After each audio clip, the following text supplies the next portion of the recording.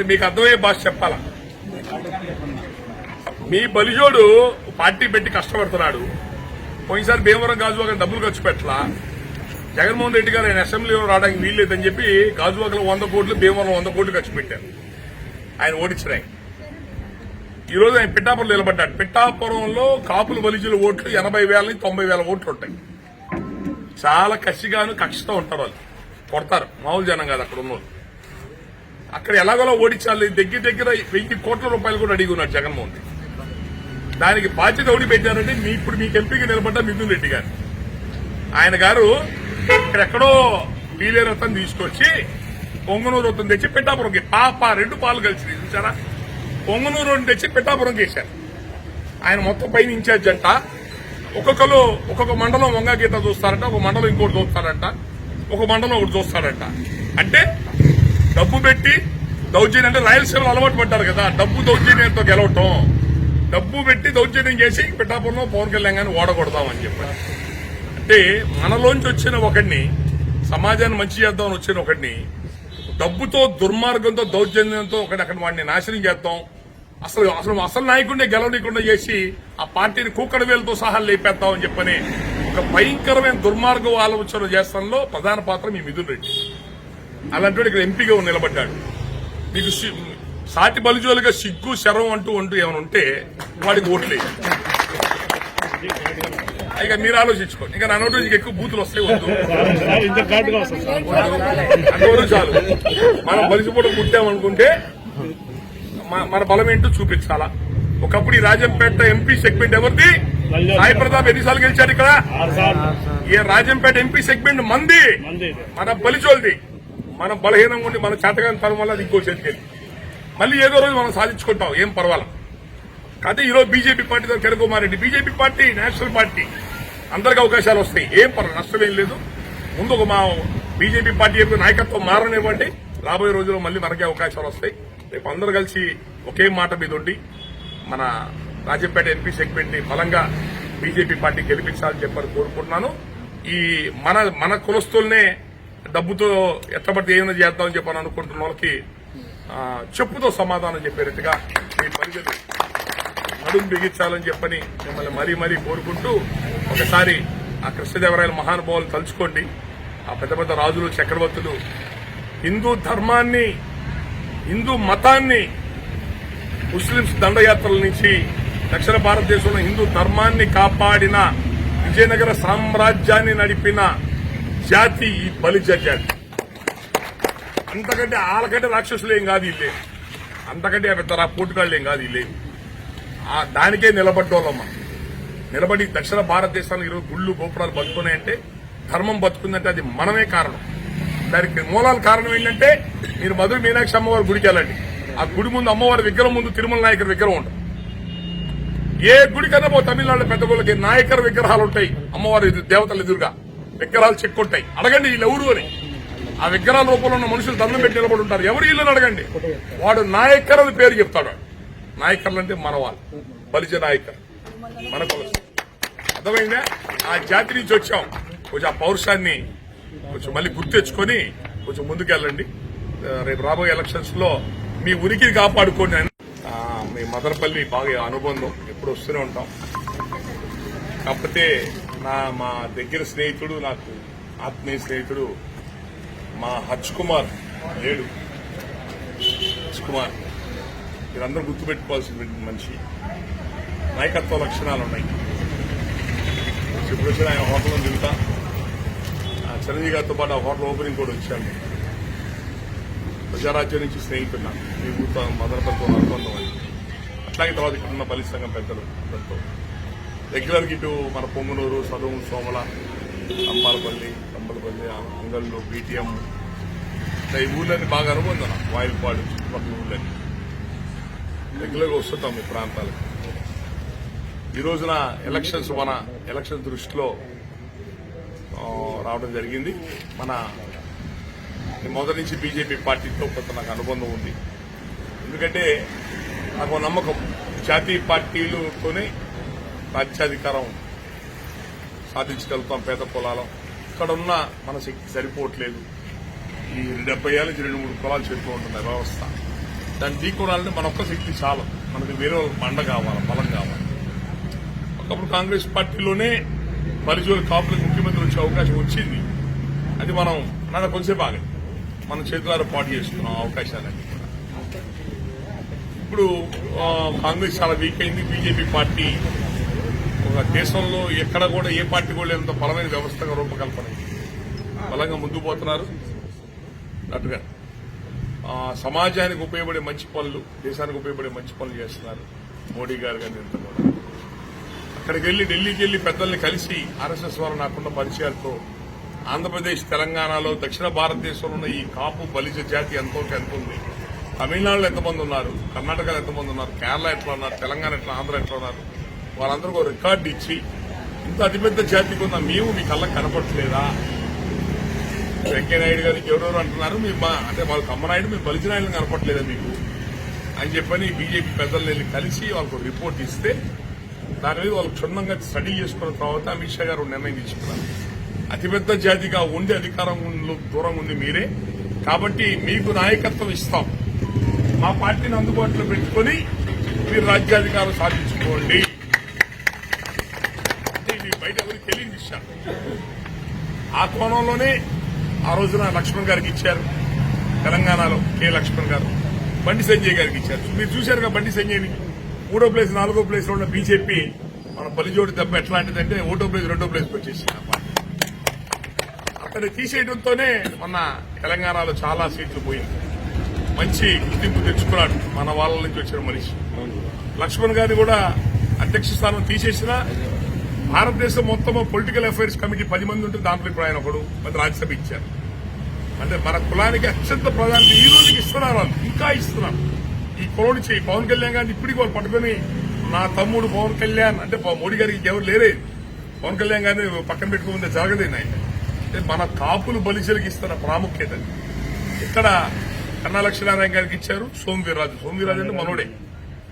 మీ పేద కులాలకు అవకాశం ఇస్తాం, వాడుకోండి అని చెప్పని అంటున్నారు. మనమే అందిపుచ్చుకోలేకపోతున్నాం. కొన్ని జరుగుతున్నాయి. ఈ ఎలక్షన్ దృష్టిలో ఇక్కడ బీజేపీ పార్టీ అభ్యర్థిగా కిరణ్ కుమార్ రెడ్డి గారు నిలబడటం, దానికి ఆ కుటుంబంతో బాగా సన్నిహితం ఉన్న మా శ్రీకాంత్ గారు నాతో గత 20 రోజుల నుంచి కిరణ్ కుమార్ రెడ్డి గారికి బీజేపీ పార్టీకి మీరు ఎలాగో బీజేపీ చేస్తుంటారు అన్ని రాష్ట్రాల్లో, నేను ఆర్ఎస్ఎస్తో అనుభవం ఉంది నాకు, మీరు ఖచ్చితంగా మనం కిరణ్ కుమార్ రెడ్డి గారి దగ్గరికి వెళ్ళి రావాలి అని అంటే, ఈరోజు తిరుపతిలో మన జనసేన పార్టీ తరఫున జంగాలపల్లి మన ఆర్ఎన్ శ్రీనివాస్ గారు నిలబడ్డారు, జేఎంసీ. ఆయనకి అట్లాగే బీజేపీ తరఫున మన మా ప్రజారాజ్యం క్యాండిడేట్ వరప్రసాద్ గారు, ఆయన ప్రజారాజ్యం క్యాండిడేటే.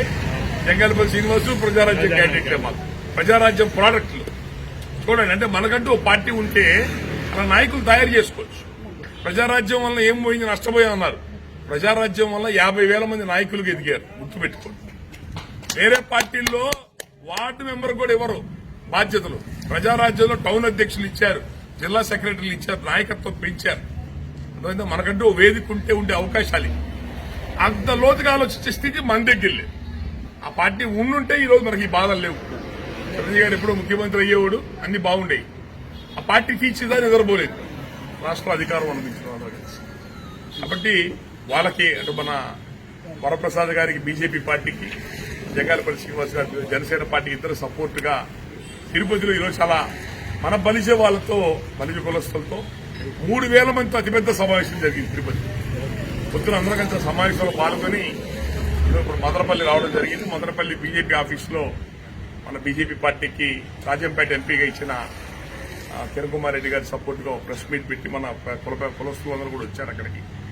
తర్వాత మన జనసేన ఆఫీసు కూడా రండి, మన వాళ్ళందరూ కూడా జనసేన పనిచేసే వాళ్ళు బలిజీలందరూ కూడా కలుస్తామని చెప్పారంటే చాలా సంతోషం.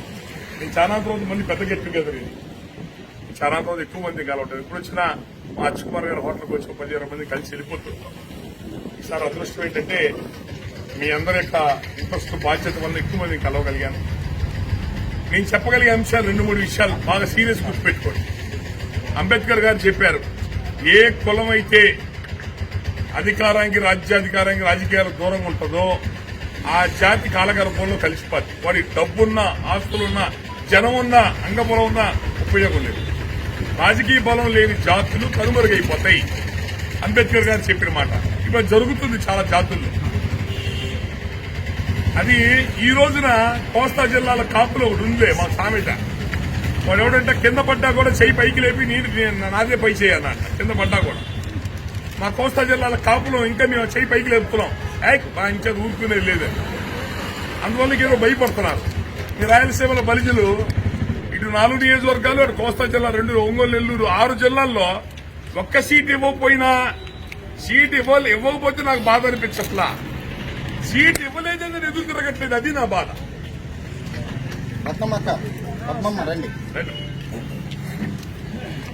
సీట్లు రాయలసీమ జిల్లాల్లో, మన రాయలసీమ 6 జిల్లాల్లో అతిపెద్ద కులం ఎవరో తెలుసా? రాయలసీమ 6 జిల్లాల్లో అతిపెద్ద కులం ఎవరు? బలిజలే. అతిపెద్ద జాతి బలిజలే. కోస్తా జిల్లాలో కాపులు కాదు, రాయలసీమలో కూడా. లేదా ఇంకో కులం ఉందని చెప్పండి, లేదా మీరు ఎవరన్నా పేరు చెప్పండి. బలిజల కంటే ఎక్కువ జనాభా ఉన్నారు ఒక కులం అని చెప్పండి. బోయలు ఉంటే కర్నూలు జిల్లా, కొంత అనంతపురం జిల్లా, ఈడిగా కొన్ని చోట్ల, కురబ కొన్ని చోట్ల, ముస్లింస్ కొన్ని ఊళ్ళు, మీ మదనపల్లి కొన్ని ఊళ్ళు అంతే. అతిపెద్ద జాతి ఉంది రెడ్లు పర్సెంట్ చేస్తా రాష్ట్ర మొత్తం కలిపితే అతిపెద్ద జాతిగా ఉంది బలిజలే రాయలసీమలో. ఒక పార్టీ వైసీపీ పార్టీ 6 సెగ్మెంట్లు ఒక ఎమ్మెల్యే టికెట్ ఇవ్వదా? టీడీపీ పార్టీ రాజంపేట ఒకటి ఇచ్చింది, అది పాలకొండరాయుడు గారి కొడుకు. జనసేన పార్టీ తిరుపతి ఇచ్చింది. మీకు దాదాపు 10 సీట్లు 15 సీట్లు రావాల్సిన రాయలసీమ 6 జిల్లాల్లో, గ్రేటర్ రాయలసీమలో 1-2 సీట్లు పరిమితం చేసి కొన్ని పార్టీలు అసలు సీట్లు ఇవ్వకపోతే అడిగేవాళ్ళు లేడు. ఆ పార్టీ హెడ్ ఆఫీస్కి వెళ్లి చొక్కా పట్టుకుని అడిగేవాళ్ళు లేడు. ఇట్లయితే జాతీయంలో బతుకుంది, నిర్వీర్యం అయిపోద్ది. కొన్నాళ్ళు పోయిందంతా ఎవడు పట్టించుకోడు మనల్ని. దయచేసి కళ్ళు తెరవండి. అధికారంతో అనుబంధంగా ఉంటేనే డెవలప్ అవుతాం. ఈ రోజు 1000 కోట్లు సంపాదించి పెద్ద పొజిషన్కి వచ్చే జాతులన్నీ అధికారం ఉండటం వల్లే ఆ స్థితికి వచ్చారు. అధికారం అనేది ఉండాలా. ఇంత అతిపెద్ద జాతికి ఉన్నాం. ప్రజాస్వామ్యం ఎక్కువ జనాభా మనమే. కాబట్టి మనమే పరిపాలన చేయాలి రూల్ ప్రకారంగా. పరిపాలన చేయకపోతే చేయిపోయాం. ఇవ్వాల్సిన స్థానాలన్నీ ఇవ్వాలి కదా, మనకి అయ్యన్ని ఇవ్వాలి కదా. కాబట్టి ఈ విషయాలు మనం అందరం కలిసి జాగ్రత్త గట్టిగా పనిచేసుకుందాం. సరే, ఈ ఎలక్షన్ ఏదో అయిపోయి దగ్గరికి వచ్చాక వదిలేయండి. నెక్స్ట్ ఎలక్షన్, తర్వాత ఎలక్షన్లకైనా, లోకల్ బాడీ ఎలక్షన్స్ కైనా దయచేసి బలిజ సంఘాన్ని బలోపేతం చేయండి. బలిజ సంఘం రాజకీయాలకు అతీతంగా ఉండాలి. నన్ను అడిగారు, రాము గారు మీరు ఎక్కడ కంటెస్ట్ చేయట్లేదు, అడగరేంటని. అంటే నేను బలి సంఘాల్లో పనిచేసేది ఎమ్మెల్యే టికెట్ కోసమా? సంఘం పనిచేసేవాడు రాజకీయ పదవులకు దూరంగా ఉండాలా. అలా ఇష్టమైతేనే పనిచేయాలి, లేకపోతే చేయకూడదు. నాకు ఏదో పార్టీ పదవి ఇస్తుంది, ఆ పార్టీకి అనుకూలంగా మాట్లాడాలి చివరికి. లేకపోతే పదవులు రాక కాదు, తీసుకోలేక కాదు. 20 సంవత్సరాల నుంచి ప్రజారాజ్యంలో చిరంజీవి గారితో ఎట్లా ఉంటాను వీళ్ళకి తెలుసు నా గురించి. నేను ప్రతి ఏ పార్టీతోనో నాయకత్వం అంతే దగ్గరకుంటాను నేను. కానీ పదవుల దూరం ఎందుకు? రేపొద్దున వాడు ఏదో పదవి ఇస్తే వాడికి అనుకూలంగా నేనేదో మాట్లాడాలి. పదవి దూరంగా ఉంటే మన హక్కుల కోసం గట్టిగా ప్రశ్నించగలుగుతాం. వ్యక్తిగతంగా నష్టం ఉంటుంది, ఉంది. నాకు నష్టం ఉంటే ఉంది, సమాజానికి మంచి జరుగుద్దిగా, అది ఇంపార్టెంట్. కాబట్టి సంఘాన్ని నిర్మాణం చేయండి. సంఘంలో ఎవరైతే బలంగా పనిచేస్తున్నారో వాళ్ళు మీరు రాజకీయ పార్టీలకి, రాజకీయ యాక్టివిటీ దూరంగా ఉండండి. మిగతా వాళ్ళు పార్టీలు పనిచేసుకోరు, ప్రోత్సహిద్దాం వాళ్ళని. మెయిన్ మూల స్తంభాలకు ఉన్న వాళ్ళు మాత్రం పార్టీలకు అతీతంగా ఉండండి. ఈ ఎలక్షన్ ఎలాగో అయిపోయి దగ్గరికి వచ్చేసాం. రేపు లోకల్ బాడీ ఎలక్షన్, మిగతా ఎలక్షన్స్ లో మాత్రం రాయలసీమ జిల్లాల్లో ప్రాతినిధ్యం ఉండాల్సిందే. రేపొద్దున ఏ పార్టీ అధికారంలోకి వచ్చినా రాయలసీమ నుంచి ఒక బలిజోలు మంత్రి ఉండాల్సిందే. నెల్లూరు కాదు, నెల్లూరు నారాయణ తీసుకొచ్చి, నారాయణ గారు 200 కోట్లు ఇచ్చారు టీడీపీ పార్టీకి, పార్టీ బతకరాయికి. ఆయన పక్కన పెట్టండి. రాయలసీమ 4 జిల్లాలతో మంత్రి పదవి బలిజోలకు ఉండాల్సిందే. ఇవి మీరు కొంచెం దయచేసి ఈ విషయాలు గట్టిగా, మేము మీతో ఉంటాం, మేము మీతో అడగొట్టాం. నేను కోస్తా జిల్లాల కంటే మీ జిల్లాలో ఎక్కువ తిరుగుతాను. నేను కోస్తా జిల్లాల కంటే మీ జిల్లాలోనే ఎక్కువ తిరిగేది. ఎందుకు? అన్యాయమైన జాతి ప్రాంతం ఇది. అణిచివేయబడ్డ వాళ్ళు 60-70 ఏళ్ళ నుంచి అణిచివేత గురైన జాతులు ఇక్కడ బలిజోళ్లు, మిగతా కులాలు. కాబట్టి నేను ఎక్కువ టైం ఎక్కువ మీతో పార్టిసిపేట్ చేస్తుంటాను. అక్కడ మా వాళ్ళు ఊరుతారు, ఆకలేస్తే కేకలు ఇస్తారంటారే, రే రా అటు ఇటు చూసుకున్నారా అంటారు అటు కోస్తా జిల్లాలో. అందుకని కొద్దిగా భయం ఉంది, ఇంకా ఉంది ఆ భయం. ఇక్కడ మీ మిథున్ రెడ్డి గారు అక్కడికి వస్తున్నారులే, అజంపేట ఎంపీ గారు అక్కడికి పిఠాపురం ఏదో చేస్తాం అని. కోస్తా వాళ్ళం కదా, బాగా కోసి ఉప్పు కారం పెట్టి పంపిస్తాం. మీరు చూడండి ఎట్లా ఉంటుంది. ఈ అంతకుముందు రోజుల్లో అంతకుముందు వ్యవహారం లాగా ఉండదు, ఈసారి అంత వేరుగా ఉంటుంది. అదేంటో చూపిస్తాం. ఇది దయచేసి రేపు ఎలక్షన్స్ దగ్గరికి ఉన్నాం. మనం చేసే కోట్ల రూపాయల వ్యాపారాలు ఏం లేవు, లక్షల రూపాయల ఉద్యోగాలు ఏమి ఉండవు మన దగ్గర. ఈ 10 రోజులు అతిపెద్ద జాతిగా ఉన్నారు కాబట్టి మీరు 1% 2% అయితే మిమ్మల్ని ఏం అడగను, 15-20% కాబట్టి మీ ఓట్లే ఏ ఎమ్మెల్యే గెలవాలన్నా, మంత్రి గెలవాలన్నా, ఏ ప్రభుత్వాలు ఏర్పడాలన్నా మీ ఓట్లే కీలకం. కాబట్టి ఈ 10 రోజులు 20 రోజులు అందరూ పనిచేయండి రాజకీయంగా. అందరికీ చెప్పండి, మంచి విషయాలు చెప్పండి. ఒరే ఓట్లు అమ్ముకోబాకండ్రా. బలిజ కులం అంటే దక్షిణ భారతదేశాన్ని పరిపాలన చేసిన, ఏకఛత్రాధిపతి పరిపాలన చేసిన జాతిరా. రాయలసీమలో ఎక్కడ కృష్ణదేవరాయలు విగ్రహం పెట్టాలి, ఎవరు పెడతారు? ఎవరు పెడతారు? బలిజోడు తప్పించి ఎవరు కృష్ణదేవరాయలు విగ్రహం పెడతాడు రాయలసీమలో? ఎవరు పెట్టడు. అంటే కృష్ణదేవరాయలు మనోడు అంటాం. అంటే భారతదేశ ప్రపంచ చరిత్రలోనే గొప్ప చక్రవర్తి, మనంత గొప్ప చక్రవర్తి వారసులు అని చెప్పి ఎలక్షన్ రాగానే ఇంటికి ఓటుకి 500 రూపాయలు 1000 రూపాయలు తీసుకుంటే సిగ్గు సెలవు ఉంటుంది మన భక్తులకి. మన పెద్దలు ఎట్లా బతికారు, మనం ఎట్లా బతుకుతున్నాం బానిసత్వంతో. అదే మళ్ళీ తీసుకునే డబ్బులు తీసుకోవడం చిచ్చి మమ్మల్ని అంచివేస్తున్నారంటే మా భక్తులు ఉండట్లేదండి. ఓటేయరు, ముందు ఓట్లేరు, ఓట్లు ఉన్నాయో చూసుకోరు. ఇంటికి డబ్బులు వస్తే డబ్బులు తీసుకుంటారు. డబ్బులు ఎందుకు తీసుకోవాలంటే డబ్బులు తీసుకోకపోతే ఊరుకోవట్లేదు సార్. వేరే పార్టీకి వేస్తామేమో అనుమానం వాళ్ళకి మా మీద. వాడెవడో ఏమనుకుంటే మనకెందుకయా, మన కులం గౌరవం పోగొట్టుకుంటా. ఇది వాడు ఇచ్చే 1000 రూపాయలు 2000 మేళ్ళకి అర్థమైంది మనం ఏమన్నా. మేము బలిజోలో రా, డబ్బులు తీసుకో మా ఇళ్ళకి వస్తే మక్కలు ఎరగొడతామని చెప్పండి. మీ ఊరికి గ్రామానికి అడిగి పని చేయించుకోండి అంతే తప్ప ఇంటింటి డబ్బులు తీసుకుంటే పనులమా, కూలీలు ఎవరికైనా అడుగుకునే వాళ్ళం మనం ఏమన్నా. ఒక్క పని చేయండి, డబ్బులు తీసుకోవద్దు. అందరూ కలిసి ఎలక్షన్ ముందు మాట్లాడుకోండి, అందరూ కలిసి మాట్లాడు. ఎందుకు రాష్ట్రం భ్రష్టు పట్టింది, అప్పులు పాలైపోయింది, అవినీతిమయమైపోయింది రాష్ట్రం. 10 ఏళ్ళ 20 ఏళ్ళకు కూడా బయటపడదు, ఊబిలోకి వెళ్ళిపోయింది. రేపొద్దున ఎవడు ముఖ్యమంత్రి కూర్చున్నా మొల్ల కిరీటం వారికి. ఇది ఒక్కరోజు ప్రభుత్వం నడపలేరు. బీజేపీ పార్టీ, కేంద్రం బీజేపీ పార్టీ నుంచి డబ్బులు రాకపోతే ఒక్కరోజు ప్రభుత్వం నడపలేరు. ఇప్పటికి అన్ని తాకట్టు పెట్టారు, తాకట్టు పెట్టడానికి ఏం మిగలేదు. ఇక ఎదుర్కోవడమే. మదనపల్లిలో ఏమున్నాయి, గ్రౌండ్ లెవెల్ ఉన్నాయా, బిల్డింగ్లు ఉన్నాయా, కలెక్టర్ ఆఫీసులు ఉన్నాయా, ఈ తాకట్టు అవి కూడా తాకట్టు పెట్టుకోవడమే. రోజు కూడా తాకట్టు పెట్టుకుంటేనే కానీ ఆంధ్రప్రదేశ్ బతుకుంది. కాబట్టి రాష్ట్రం నాశనం అయిపోయే పరిస్థితి వచ్చింది. కళ్ళు తెరవండి, నిజాయితీ గల ప్రభుత్వాలను ఎంచుకోండి, మంచి వ్యక్తులు ఎంచుకోండి. బీజేపీ మన రాష్ట్రానికి మొదటిచ్చే సానుకూలంగా ఉంది. జనసేన పార్టీ కలిసి ఉంది. ఆయన పవన్ కళ్యాణ్ గారు తన చేతనైనంత వరకు సమాజానికి ఏదో మంచి చేద్దామని తిప్పలు పడుతున్నాడు ఆయన. కాకపోతే ఇప్పుడున్న బలంతో రోడ్లకు ఎక్కితే మదముడేలుగులు కొట్టుకుంటున్నప్పుడు చేయి పెడితే అవుద్ది, చేయి పచ్చడైపోయింది. కాబట్టి ఆయన మనం ఒకేసారి దూరకూడదురా బాబు, కొంచెం బలం పెరిగిన తర్వాత మనం ముందుకు వెళ్లాలన్న ఆలోచనలో జాగ్రత్తగా వెళ్తున్నాడు ఆయన. మనలోంచి మన పేద కులానికి ఒక రాజకీయ పార్టీ పెట్టి అంత స్థాయికి ఎదిగే వాళ్ళు ఎవరు లేరు. పక్క జిల్లాకి వెళ్తే ఎవరో తెలియదు అండి. కొంతమంది రాష్ట్ర స్థాయి పార్టీలు ఏం పెడతారు. కాబట్టి మన పేద కులాలు బలిజీలు బీసీఎస్ కులాలు రాష్ట్ర స్థాయి పార్టీ పెట్టేవాళ్ళు లేరు. వచ్చిన కాపాడండి. వాటిని తిట్టడాలు, విమర్శించడాలు, వాళ్ళ అన్నయ్య పని చేశాడు, తమ్ముడు ఈ పని చేశాడు, ఈ టికెట్లు అమ్ముకున్నాడు, ఈ పిచ్చి మాటలు మాట్లాడడం ఆపి వాడిని కాపాడే ప్రయత్నం చేయండి. ఏ జాతి అయితే నాయకత్వాన్ని కాపాడుకుంటారో వాళ్ళు బాగుపడతారు. కృష్ణదేవరాయలు చిన్నప్పుడే చంపేశారనుకోండి, వాళ్ళ అన్న చెప్పాడు చంపేయమని. కృష్ణదేవరాయలు తిమ్మరుసు గారు చంపకుండా దాచిపెట్టాడు. ఆయన చంపేస్తుంటే ఈరోజు కృష్ణదేవరాయలు చూస్తామా? ఛత్రపతి శివాజీని ఎన్నోసార్లు కాపాడారు. చుట్టూతో సైన్యాధిపతి వాళ్ళు ప్రాణాలు పోగొట్టుకొని కాపాడారు. కాబట్టి ఈరోజు మహాసామ్రాజ్యం నిర్మాణం చేయగలిగాడు, హిందూ సామ్రాజ్యాన్ని. అదే మధ్యలో చచ్చిపోయి ఉంటే ఈరోజు ఆయన్ని చెప్పుకునే వాళ్ళమా? అంటే నాయకుడు అంత ఇంపార్టెంట్. నాయకుడు ఇంపార్టెంట్ కదా, ఆ నాయకుడిని కాపాడుకునే మనుషులు కూడా ఇంపార్టెంట్. మన దరిద్రం ఏంటంటే మనలో ఎవడన్నా మంచివాడు వస్తే వాడిని అందరూ కలిసి రాశి చేశారు. భ్రష్టు పట్టిస్తాం అందరూ కలిసి. వాడిని ఎదలని మాత్రం ప్రోత్సహిస్తాం, దొంగని మాత్రం ప్రోత్సహిస్తాం. మన కులంలో మాత్రం మంచివాడిని మాత్రం అరే నీకు మంచి చేస్తాను అన్నాడు మాత్రం నమ్మం.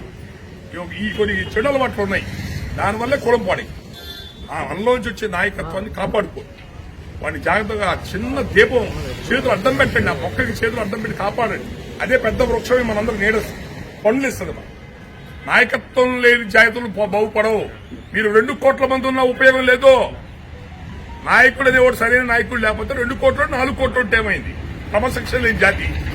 కాబట్టి కొన్ని ఈ విషయాలు అందరూ కూడా ఆలోచించండి. నేను ఎప్పుడు మీకు అందుబాటులో ఉంటాను. అందరం కలిసి పనిచేద్దాం. ఎలక్షన్స్ లో జాగ్రత్తగా ముందుకు వెళ్ళండి. మన వాళ్ళందరూ కూడా ఎక్కడికైనా ఫోన్ చేసి వాట్సాప్ ఆయన నాకు పెట్టి నేను ఈయనకు పెట్టి ఆయన ఇంకోటి పెట్టి కాదు, మాట్లాడండి, ఫోన్ చేయండి, కూర్చొని మాట్లాడుకోండి. ఎలక్షన్ల ముందు అందరూ కలిసి ఒకసారి చిన్న మీటింగ్ వేసుకుని ఇట్లా మీటింగ్ వేసుకుని ఎలా చేద్దాం, ఏ విధంగా చేద్దాం, అందరూ మాట మీద మర్యాదగా వెళ్దాం బాగుంటుంది అని చెప్పి అలా మాట్లాడుకొని ఒక గౌరవప్రదంగా వెళ్ళాలి. మరి ఇంచుమించు ముస్లింస్ ఉన్నంత జనం ఉన్నారు మీ మదనపల్లిలో బలిజోలు. మరి సీటు ముస్లింస్కి వెళ్ళిపోయిందిగా, బలిజోలికి రాలేదుగా. ఎందుకు రాలేదు? వాళ్ళ ఓట్లన్నీ వన్ సైడ్కి వెళ్తాయి, మన ఓట్లు 4 పక్కలకు పోతాయి. అంతేగా, దానివల్లే జనం ఉండి కూడా విలువ లేకుండా పోయి ఆ ఓట్లని ఒక చోట చేర్చడానికి ప్రయత్నం చేయండి. ఐకమత్యం తీసుకొచ్చుకోవడానికి ప్రయత్నం చేయండి. ఖచ్చితంగా రాబోయే రోజుల్లో ఇప్పుడు జరిగిన చరిత్ర వేరు, రేపు రాబోయే రోజుల్లో చరిత్ర వేరు. రేపు రాబోయే ఎలక్షన్లు చాలా విలక్షణంగా ఉంటాయి. ఎలక్షన్లో వచ్చే ఫలితాలు విలక్షణంగా ఉంటాయి. రేపు రాబోయే రాజకీయ సమీకరణలు చాలా మారిపోతాయి. మా అన్యాయమైన ఈ బలిజలకి, బీసీ పేద కులాలకి మంచి రోజులు రాబోతున్నాయి. కాబట్టి అందరం కలిసి రేపు రాబోయే ఎలక్షన్లో నిజాయితీగా ఎలక్షన్ అందరం కలిసి పనిచేసి మంచి ప్రభుత్వాన్ని ఏర్పాటు చేసుకుని ఈ రాష్ట్రాన్ని కాపాడు. Thank you.